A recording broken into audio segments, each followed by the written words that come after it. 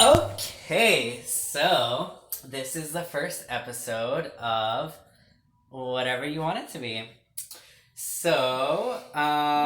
This is my beautiful bestie, Brittany. Hello, everyone.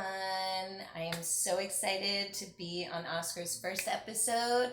Stay tuned because more episodes to come. So we gonna be fucking up your timeline. We out here, we out here. Okay, so me and Brittany are both from the East Coast. Yep. I am from the great state of Massachusetts, and Brittany is from Lower East Side of Manhattan, and I lived in New Jersey for the last from 21 to like 28, and yeah, here I am. And we're both currently in my little room in Oakland, so get it cute.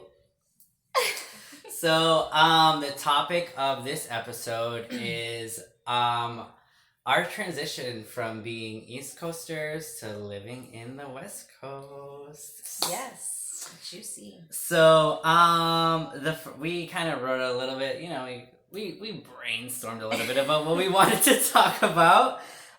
So the first thing that we wanted to discuss, that we both definitely agreed on, was people's attitude and directness from being on the East Coast to living in the West Coast.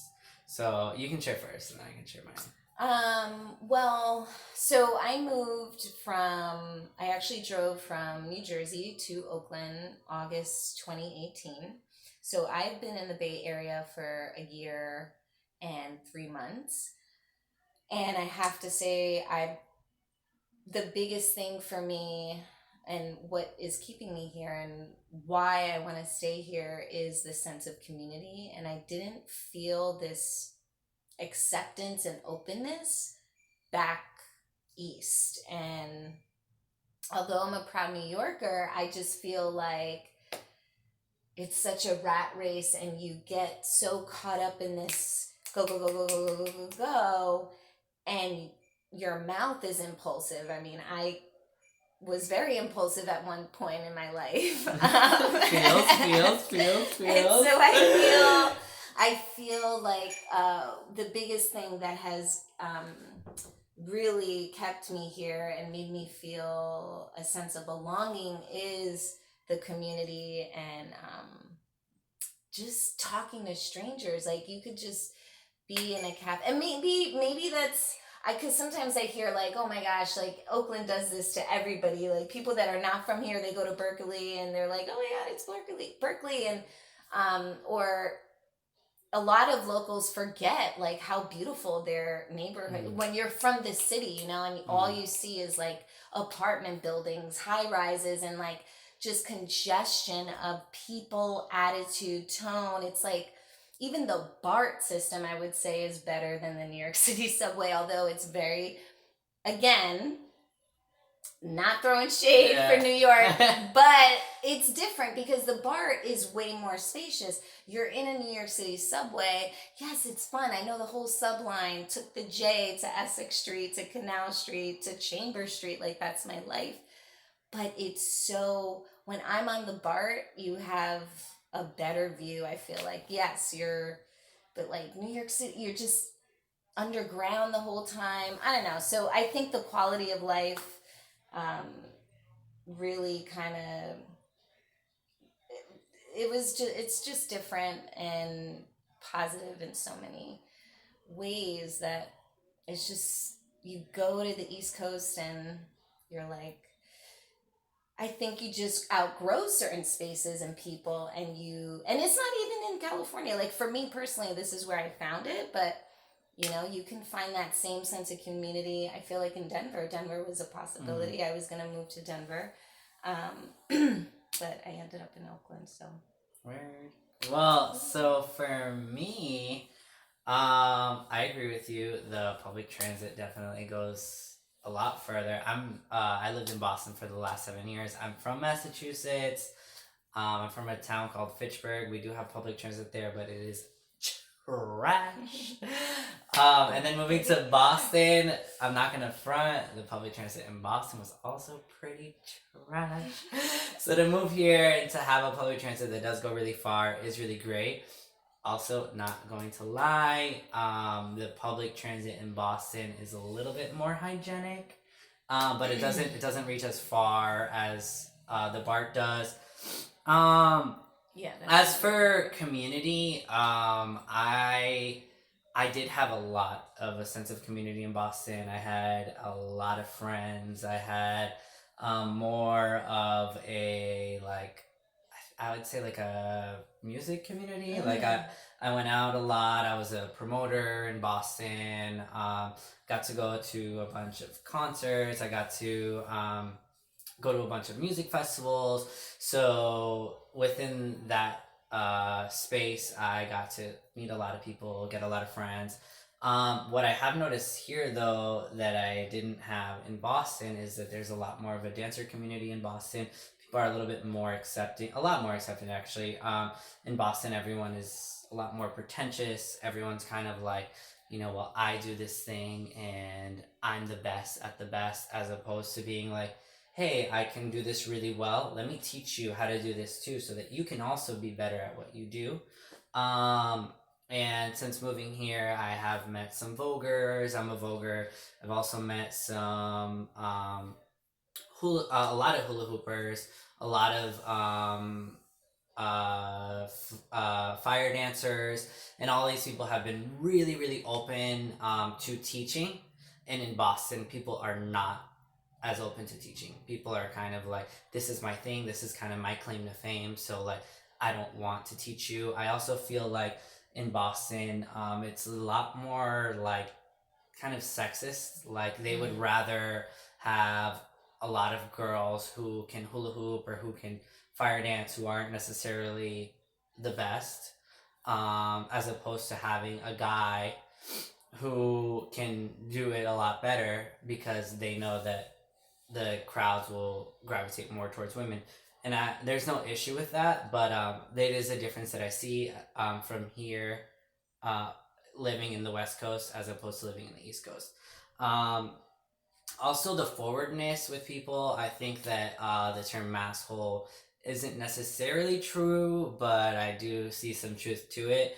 When I moved here, I met a lot of people who were just very not direct. Like they would be like California, yes. Yeah, like you could like bump them on the side of the street, and they'd be all like, well, maybe if like your whole like way of life was a certain type of like manner, then maybe you wouldn't have bumped me. As opposed to being from Mass or from the East Coast, where we're like, don't touch me, don't bump me. No, you're good. And in a way, I definitely miss that. I also miss the bluntness. The bluntness, I don't know if you've run into this, but it's like this.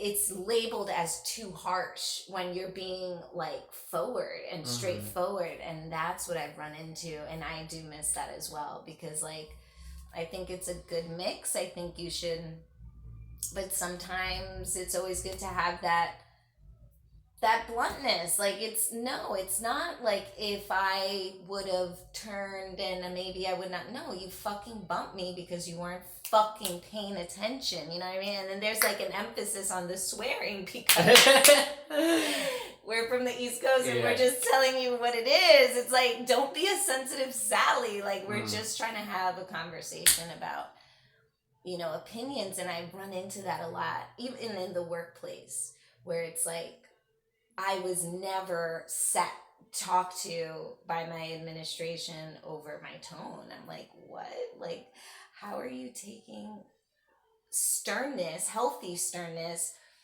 as too harsh? You're not gentle enough. And I'm like, what?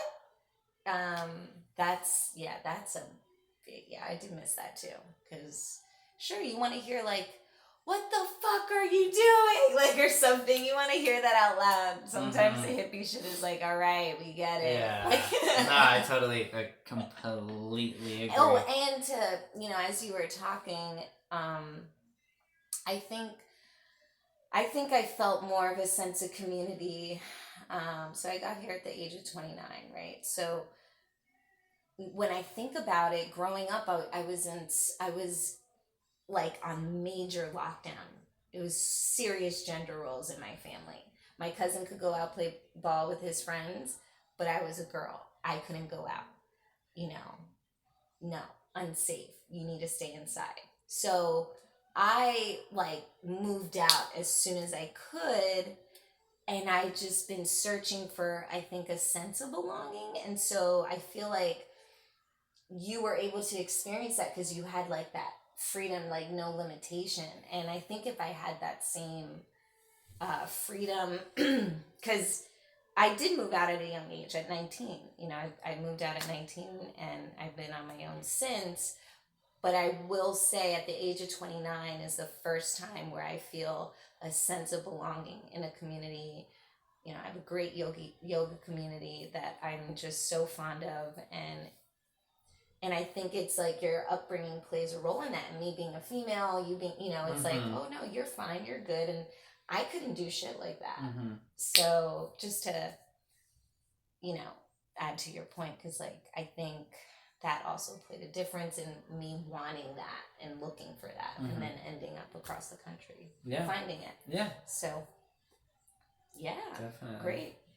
All right. So the second thing that we have is diversity. So again, us both being from the East Coast, in the West Coast there is a lot of diversity. There is a lot of Latinos, there is a lot of African Americans, there is a lot of people of Asian descent, there's a lot of people from different parts of Europe. But I think it's very different than the East Coast. So where I grew up in Fitchburg, there was a lot of Puerto Ricans, there was a lot of Dominicans, a lot of Uruguayans, a lot of Mexicans, a lot of Colombians. And then with Black people, there was a lot of people from Haiti, there was a lot of people from Nigeria, there was a lot of people from Ghana, there was a lot of people from other parts of the world. And there was also still a lot of African Americans as well. I think the parallels of the two is that there is a lot of Asian people, at least in my hometown. There's a lot of Asian people who are Hmong, Laotian, Thai, Cambodian, a lot of people from Southeast Asia, a lot of people who are from Pakistan, who are from Iraq, who are from India. For me, I've noticed that there is a lot more diversity within the diversity. And it is something that I do miss because although like, you know, Mexican and Central American food is delicious and the people are very welcoming and loving and super accepting, I do miss having the wide variety of diversity within the Latinidad, within the Black experience, within the Asian experience, and I don't necessarily receive that on the West Coast. So it is something that I do miss, and I really, really appreciate that I did have that experience while living on the East Coast as opposed to the West Coast.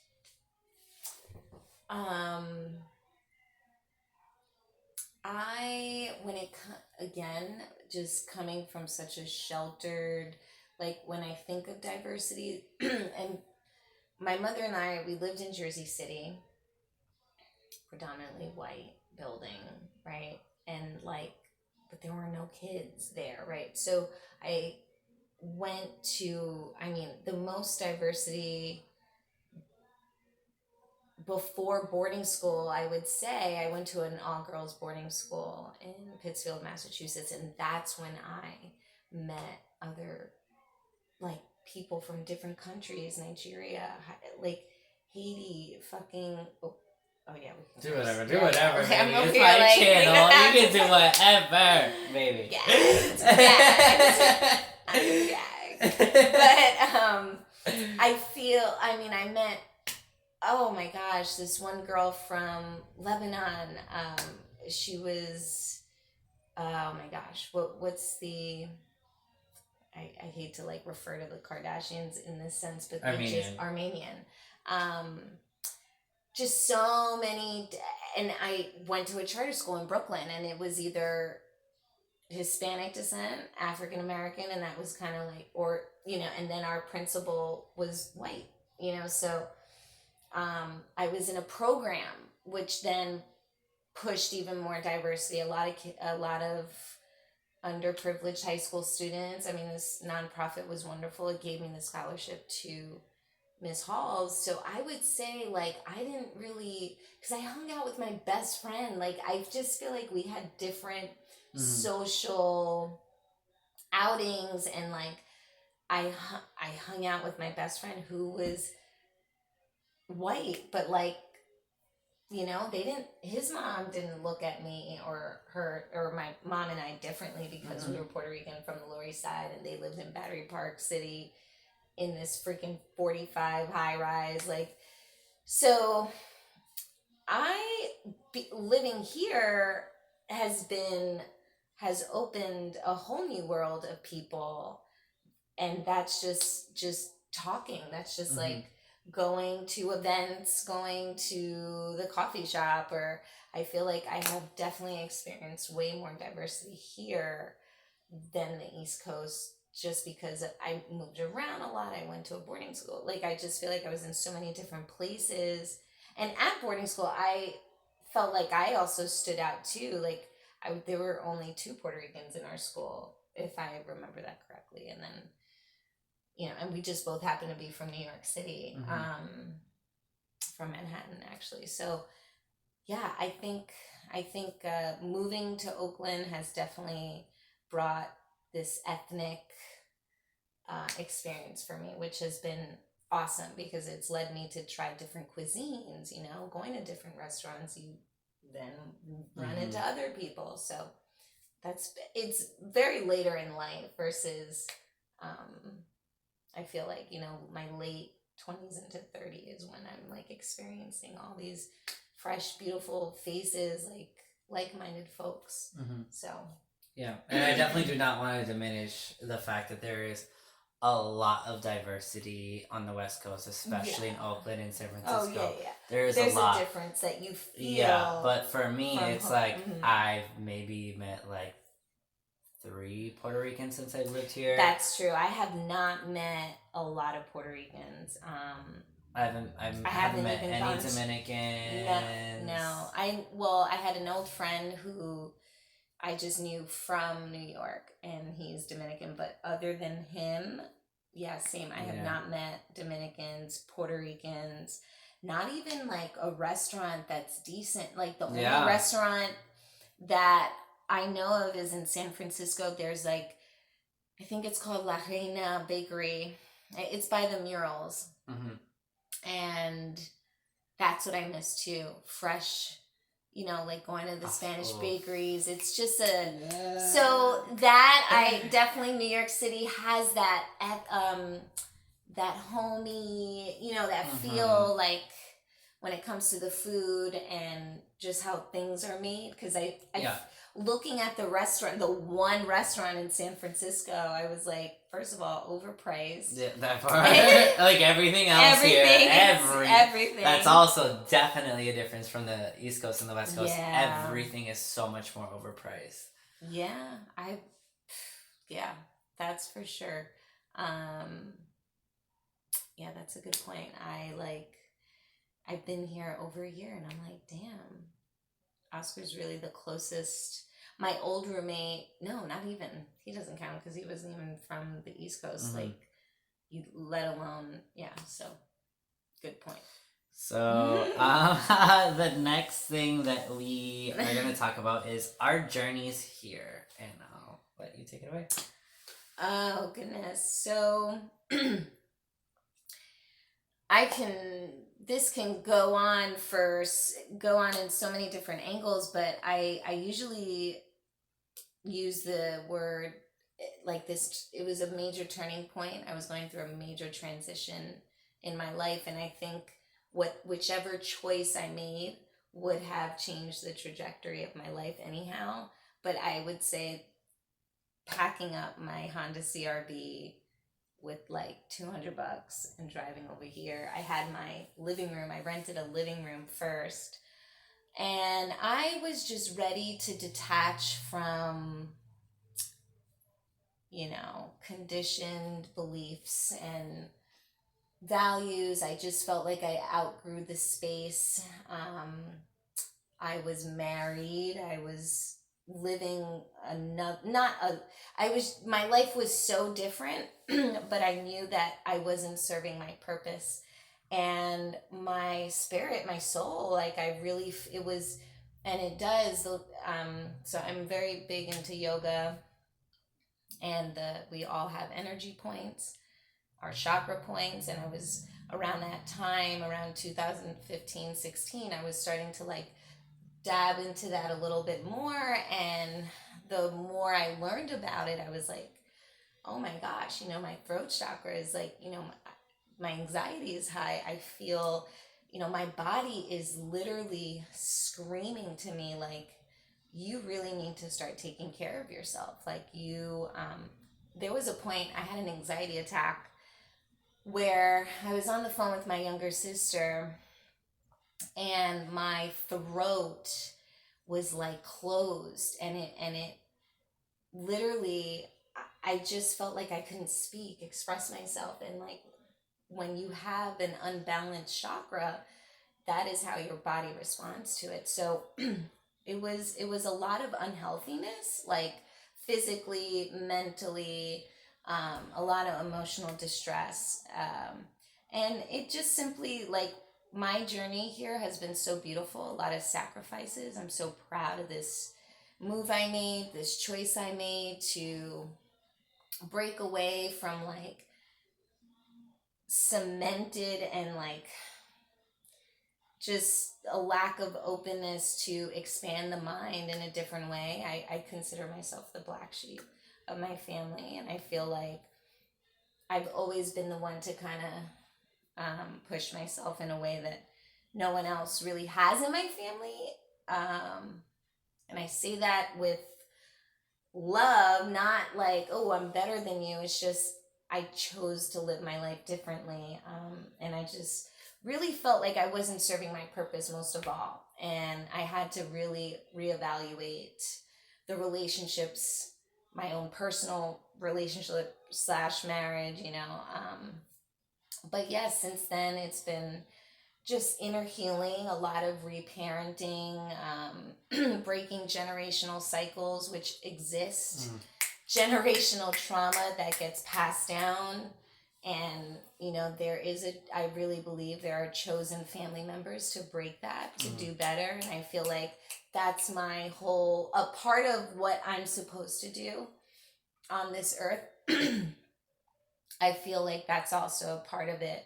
And I'm very big on that because like our mental state is important. And when we're giving from empty cups, we're not performing with our highest self, and when it comes to love, work relationships, interpersonal relationships, just like overall. And I was giving because I am a love, like I love my solitude. I'm a lover, I'm a giver.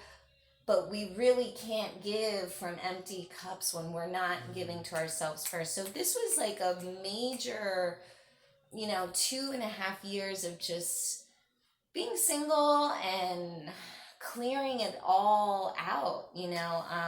I call it self-healing. I'm going to be honest. It's been hard to like bounce on your feet, get into therapy. Therapy is super expensive. But with the social media and the access that we have, a lot of, our content, all of that had to change. What we see, what we watch, what we listen to, that all plays a factor in that. And I just really started tapping in a way to reach certain broken parts of myself. And I think it led me here to this across the country. And I don't know, some people would take that as running away, but like, or whatever. I honestly, when you get to a point where you don't care about validation, you're not seeking approval, none of that shit matters. And So definitely I would say like my journey has been breaking away, reparenting, and then rejuvenating and healing myself so that I can give from a full cup. So like really pouring self-love back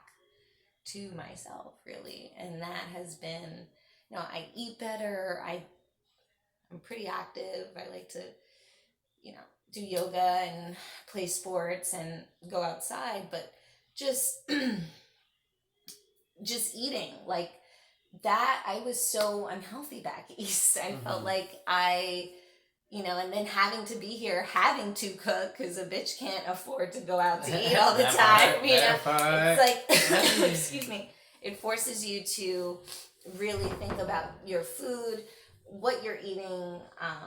Living with Oscar, who's a phenomenal cook. Don't let anybody tell you different.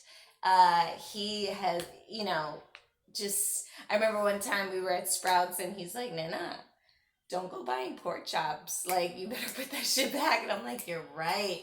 And it's like, I grew up with chuletas. I grew up with. Oh, same. Oh, you know same, what I'm saying? same. And so it's like, my journey here has been so beautiful. I really do love talking about it because I feel like some people, was it hard? Yes, I can go into some scary moments where it was, do I go back? And it's like, I think we have to learn to trust the uncertainty of life's events, because the other side of that is pretty beautiful. So I will hand it over. So, my journey. I from the time I was like 16, I was like, I want to go to California, like especially San Francisco. It's like hippies and the gays, and like I want to do all that. And then when I got to college, circumstances happened, and I decided that I wanted to go to law school in order to be an immigration lawyer. So I did 4 years of undergrad in criminal justice. I have 2 degrees, baby. 2 degrees. Is Latino with 2 degrees already. So I got an associate's degree and I got a bachelor's degree. And then I took about a 2-year gap. And then I applied for law school and got accepted into school in Michigan. Michigan just wasn't for me. It was very different than Massachusetts. Massachusetts is like this liberal hub of awesomeness. And then moving to Grand Rapids, Michigan, which is extremely conservative, very segregated, very closed-minded, and a lot smaller than Boston. It just wasn't the right fit for me. So then I applied to school in San Francisco. I got accepted into that school. And that's basically what led me here. I was just basically going to law school. I am about to be done. I will finish in May. But that's just my journey here. I mean, there's not too much to the story. I mean, I kind of came here. It was my the first thing I actually remember. It was sometime in August, but it was my school in San Francisco started the same day that my finals in Michigan started. So the first week of school in San Francisco, I wasn't there because I had to take my finals in Michigan. So I did my finals, and then a lot of people get like at least like 2 weeks or 3 weeks or like a month of break time. So I did my complete finals in Michigan. I finished on Friday. Saturday was my birthday. It was my 25th birthday. And then that Monday, I started class. So the only vacation I had was about that weekend. Yeah, that's basically what led me to be here. I mean, again, nothing too big. Big things, crazy things, but definitely a different story. Yeah, but so the fourth thing that we have is expectation versus reality. So for me, again, like I just said, I've been wanting to live here since I was like 16. So my expectations of this city were a lot more what I had envisioned as like a hippie 16-year-old, that it was gonna be like love and fun and hippie and beautiful and clean and all these things. And then when I came here, it was definitely different.